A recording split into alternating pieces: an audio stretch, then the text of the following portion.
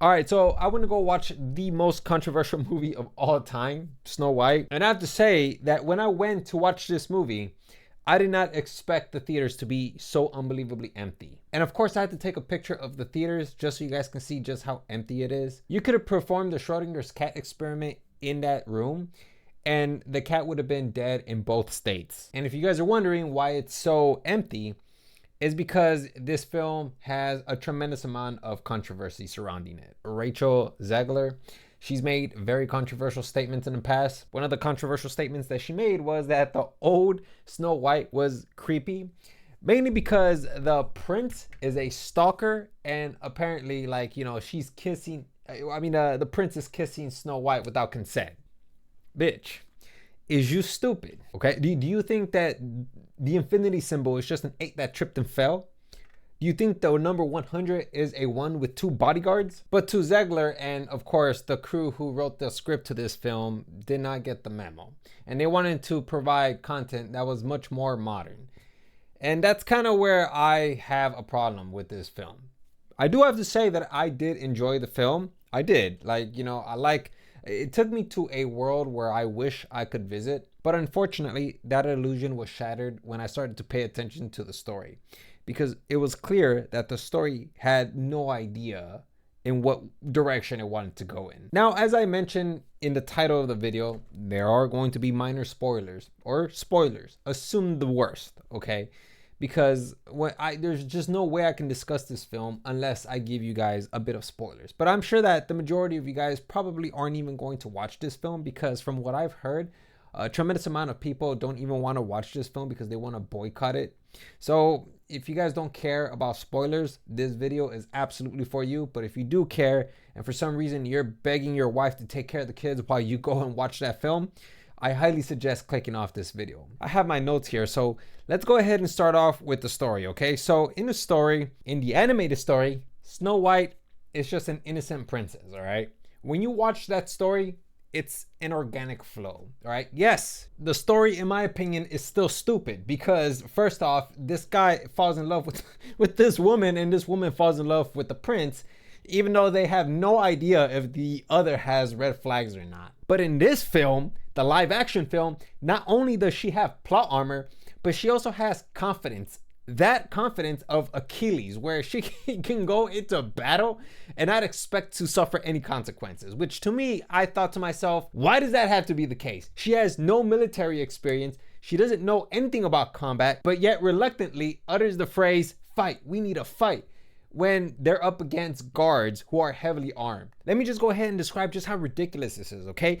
There's 7 to 12 bandits, okay? They have a captain by the name of Jonathan who is the leader, who has earned his position. Snow White is giving them orders, which to me, I'm thinking, what? Why should they listen to you? Like, you don't have any strategic background to conduct a strategic attack. Oh, and that's not even the one thing that really like ticked me off. All right, I don't know. Like, this character was just written so terribly bad, man. Because when they were up against the guards, there was this guard. Okay, again, minor spoilers. You guys don't want to hear these spoilers, click off. But there was this guard that was aiming, I believe, a bow and arrow. Yeah, it was a bow and arrow. There was this guard that was aiming a bow and arrow right at Snow White. And right before he's about to shoot it, obviously because plot armor has to get in the way, the captain, because there's like these bandits now. I believe there's like, I think 7 or 12 bandits. I don't know. But there was this one particular bandit by the name of Captain Jonathan, all right? Apparently he was the leader of the bandits. And apparently these bandits fought in honor of Snow White's father, who was the king of the kingdom before the queen took it over. So in some sense, he is fighting for righteousness, right? So as this guy, let me take it back now. As this guard is aiming this bow and arrow right at Snow White, he releases the arrow, and then Captain Jonathan, the leader of these bandits, ends up jumping in front of that arrow so then it wouldn't hit Snow White. Later on in that film, on the same day, probably 2 hours after that dude took that arrow to the shoulder, she questions whether Captain Jonathan actually cares about other people, and then assumes that Captain Jonathan is incredibly selfish. Bitch, Did you not see this guy take an arrow for your dumb ass? Bro, how blind you gotta be? How stupid do you gotta be, bro? She could turn 2 plus 2 into a complete disaster. Because if you can't recognize that this guy took an arrow for you and you're still saying that he's incredibly selfish, that to me indicates that you're still depending and heavily relying on plot armor. And she is. Oh, don't even get me started, bro. Bro, she does, bro. Oh my God. I don't even know how to describe it.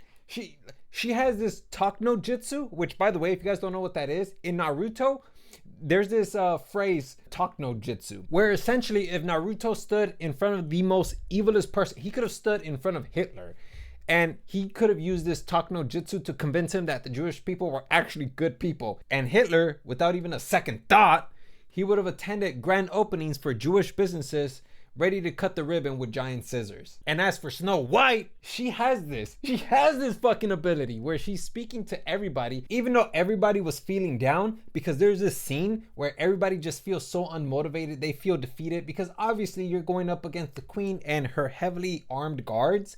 They feel defeated, except Snow White. And instead of realizing the grim reality that they are completely outmatched, Snow White ends up looking at everybody and then with some word salad platitude manages to motivate everyone to take a stand, including myself, but not because I was motivated by her words, but instead because I had to reposition because of just how uncomfortably cringe it was. Literally, there was nothing inspirational about what she said, and honestly, I really don't know what Captain Jonathan saw in her, because apparently the reason why he was able to continue fighting when he had to go up against the queen, apparently his motivation was Snow White, because Snow White inspired him. How exactly did Snow White inspire him?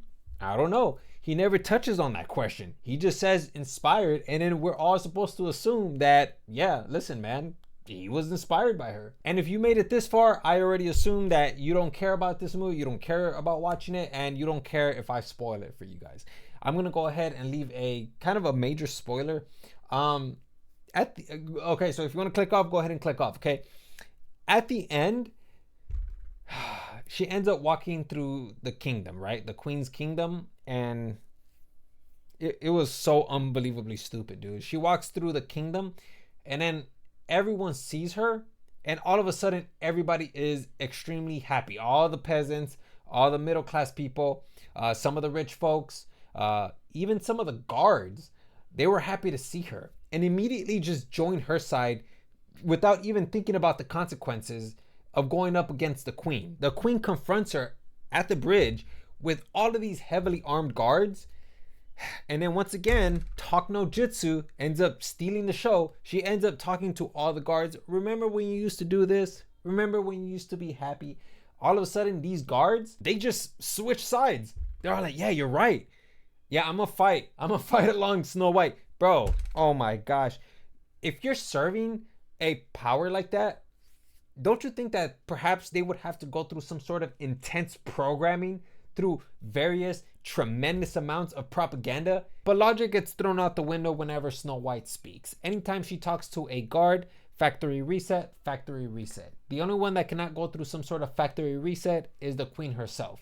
And that's perhaps because she has a robust firewall that's preventing her from seeing the truth. Honestly, I did like the film. It took me to a magical place, but the writing was anything but magical. A lot of stuff just felt contrived. None of it made sense, and it just felt incredibly rushed. So yeah, that was kind of my review of the movie. There is way more that I could talk about, but I think that pretty much sums it up. It gives you an idea as to what to expect when you go watch this film. If you want to take your kids to watch it, I highly recommend it. But if you're one of those people that's begging your wife to watch the kids while you go out and watch it on your own, I highly advise you guys to take precautionary steps.